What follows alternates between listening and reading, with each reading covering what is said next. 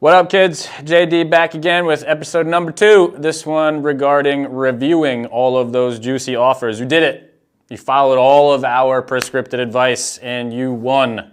You've now got 10 different offers that came in on your home, and it's time for you to set them side by side and try to get a grip on all of the realities behind these different terms and characteristics in all of your various offers. All right, so keep that notebook handy. First, understand that this is about kind of coming to grips on the full picture of these buyers and what they're offering you, not just the highest price. I mean, sure, it's a big deal, right? You wanted the highest price for your property. That's the end goal. But purely picking the highest price out of all of your 10 offers isn't the way to get the best dollar. And it's a little bit difficult to understand why. We're going to unpack it as best we can. But suffice it to say, you're looking at the financial capability of each buyer, not just what they've offered you. It's all well and good. I would love to pay you $1 million for your house, but I can't borrow $1 million. And if I don't have $1 million sitting in the bank, what is an offer from $1 million for me to buy your home really worth you? Nothing, zero. So let's dig in. Now, depending on how you set this up, there's going to be either 13 or 14 different line items, categories that you're going to record your offers into side by side so that you can review them against one another. The best way I have found to do this is an Excel spreadsheet, of course. At the top, you're going to have offer number 1, generally speaking, in my experience, the agent or the buyer's name, maybe both if they do have an agent. And then you're going to go on to list all of the following. Number 1, purchase price, of course. We need to know how much this buyer is purporting to pay you for your home. Held aside all of the other things they need to satisfy to actually be able to pay you that purchase price. Number 2, closing cost credits. In today's extremely expensive world in which the economy is fleecing everybody of their work energy and nobody's got any extra funds laying around, it has become commonplace that a buyer may ask for, is generally understood to be a seller's concession, whereby the buyer is going to roll their closing costs into their loan. So let's say this buyer is offering you $400,000 for your house, but they want $7,000 back in closing cost credits that are going to allow them to use that capital to close their loan, to pay for some of those closing costs, and it's rolled into their entire mortgage. In which case, your net would be $7,000 less than $400,000, so $393,000 is what you're actually going to earn. And you can list that in its own separate category.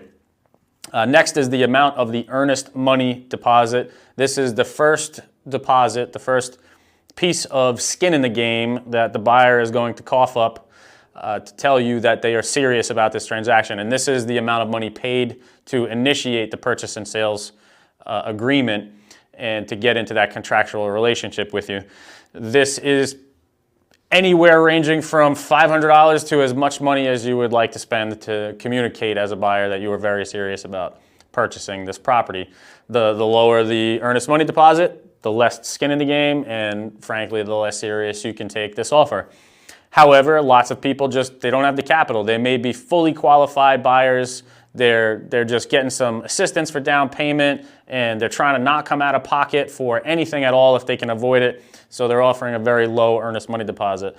You can use other factors in their offer to determine whether or not they're really going to stick around, because frankly, anybody could walk away from $500 if the heat got too hot, right? If the transaction went too stinky and the home turned out to be something you really didn't like, but you don't have a legal contingency way out of the contract, you could just simply walk away from your $500. That's the only skin in the game you got. So take that for what it is. The next deposit, if you want to call it that, different from the earnest money deposit, is the down payment. This is the down payment, the deposit that the buyer is going to make with the bank in order to satisfy the conditions to get their funding, to get their loan.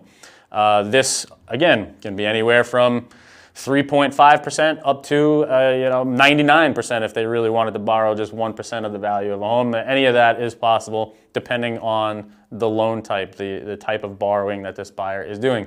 All of them have different characteristics. All of them have different pros, cons, strengths, length of underwriting, and trust me that a lot of these categories have their own segments and episodes later on, so don't get too concerned if you don't have all the information on each one of these categories right now. Today we're just talking about how and in what fashion to record the information from your offers so that you can look at them side by side.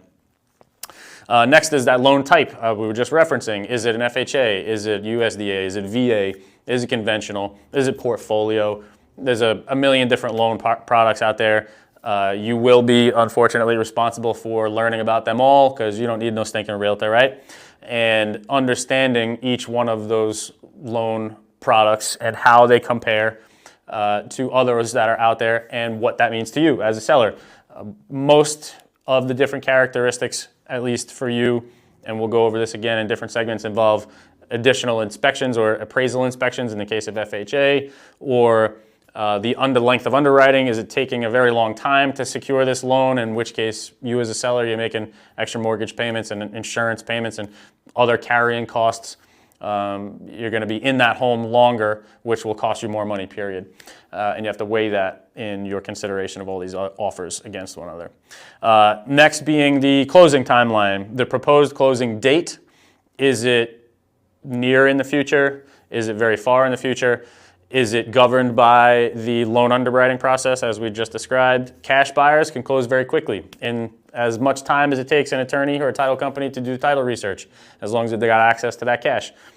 Somebody doing a VA loan with down payment assistance from the local government, or an FHA loan with down payment assistance, there's multiple layers of government that are involved in this lending, and all of them have their own criteria that need to be satisfied before the loan can get kicked to the next part of the underwriting process, extending the amount of time that you're in your home with carrying costs. So we'll go over each one of those in a different segment. Next is inspections. Is this buyer asking for the customary allotted amount of time to conduct their inspections? And those can be of varying nature.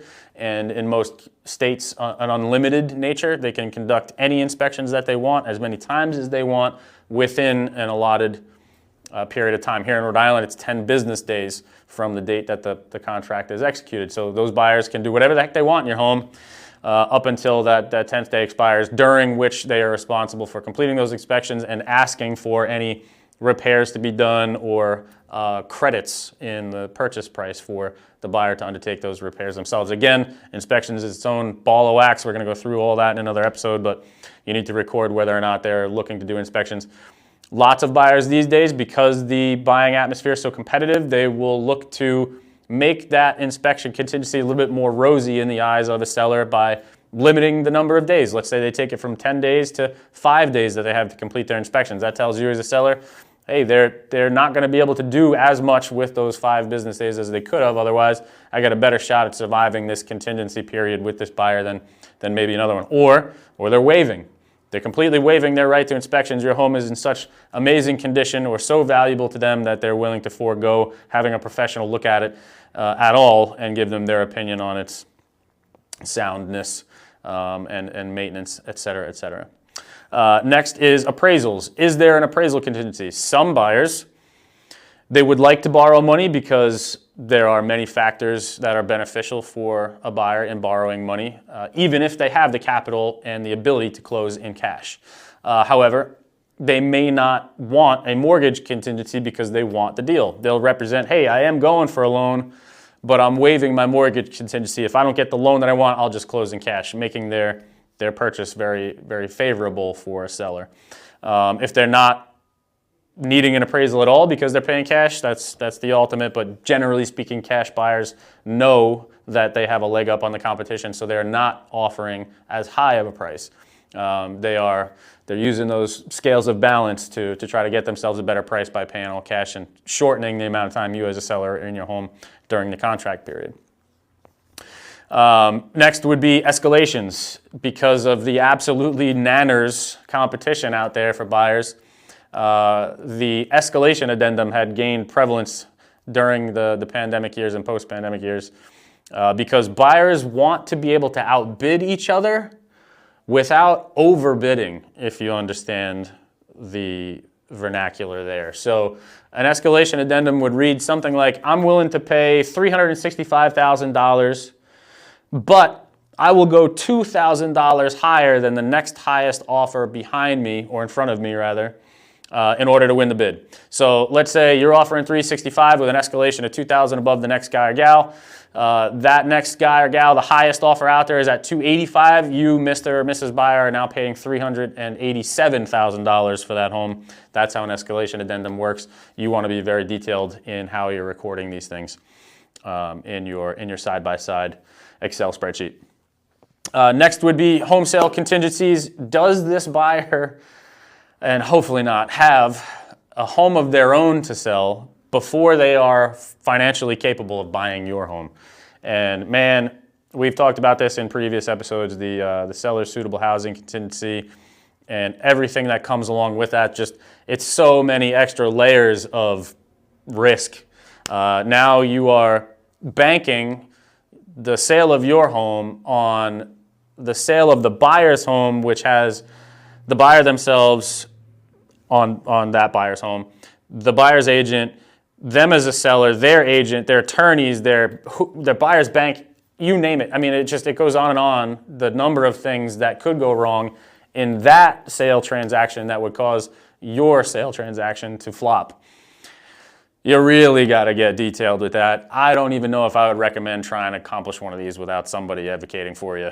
An attorney, a real estate professional. I mean, very, very difficult. A lot of these dual closings happen where there is no buffer of time at all. You literally have two transactions closing on the same day, two sets of families moving out of their residences on the same day.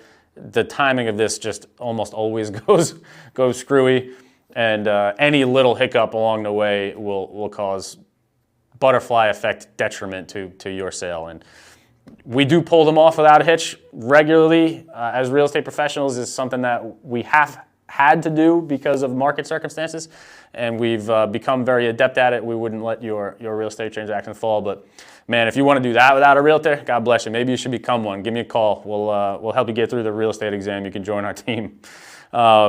Lastly, you want to make sure you're recording the buyer's lender. So at the top, you had the buyer's agent or the buyer themselves, their contact information, so you can differentiate which offer is which. And then at the bottom, the buyer's lender and their contact information, because you're going to be in contact with these people over and over and over and over again throughout the transaction for various reasons. Now let's talk prioritization. Once you've got all of this recorded, you are going to use the information you're going to learn in future segments to decide which offers you feel are the best, and you're going to rank them in order. And you're gonna move the columns around in your spreadsheet so that you have the best offer first, and then in descending order down to the one you like the least. But your job's not over. From here, you are going to be poking and prodding these offers, calling the agents or the buyers, trying to make the absolute AAA game offer that aligns best with your goals, and they often don't come in that fashion. Let's say you really love the offer price over here. You're less excited about the lending, but you can stomach it. But because the price is so high, you're worried about an appraisal problem. Maybe the bank isn't going to agree on the purchase price that you and the buyer have set, so you want some appraisal gap coverage. Did we go over that?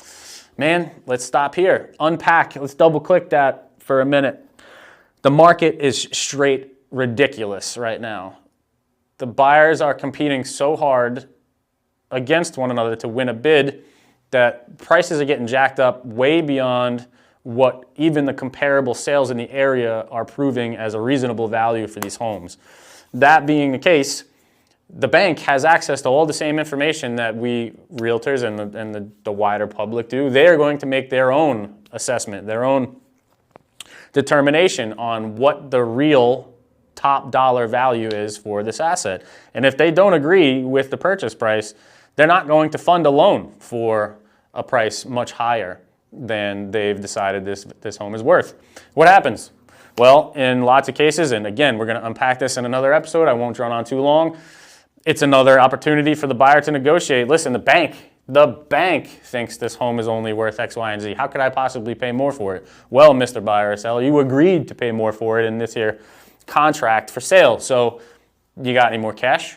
You got anybody you can borrow more cash from? Friends, family, go sell a kidney or something? I don't care, but you told me you were paying X, Y, Z, so how are you going to make that happen?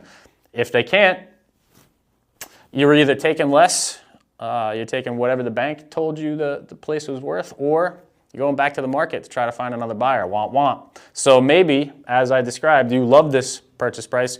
You can live with the financing, but you're worried about the appraisal value. Mr. and Mrs. Buyer, I want some appraisal gap coverage. I want you to tell me now that if, in case the bank doesn't appraise this for the value we both agreed on, you're going to pay at least $5,000 to $10,000, whatever number you decide. I want you to pay $10,000 above what the bank says it's worth.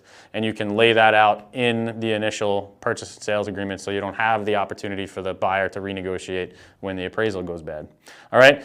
So you've got all of these ranked in order. You understand them all. Now you're poking and prodding. You're moving all the pieces around. You're trying to make the puzzle fit to make the absolute best offer you possibly can.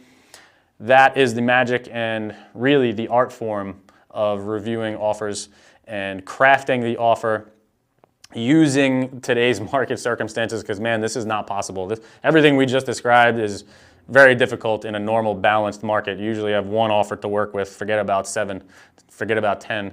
But taking advantage of today's market circumstances, this is how you've got to do it. Stay tuned for our third episode, in which we are going to try to help you understand all those different contingencies, how they lend themselves to a better or a worse real estate transaction, and we'll go through all of them in detail. See you there. Episode 3. Peace.